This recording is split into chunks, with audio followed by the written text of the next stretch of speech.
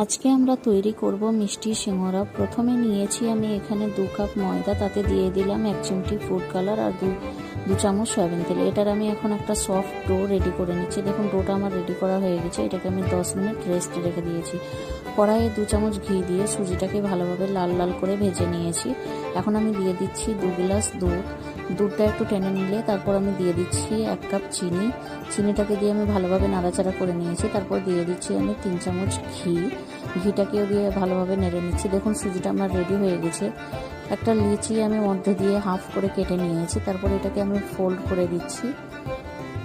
দেখুন এর ভিতরে আমি এখন দিয়ে দিচ্ছি সুজির পুরটা। এটা আমি একটা সিঙ্গারার শেপ দিয়ে নিচ্ছি।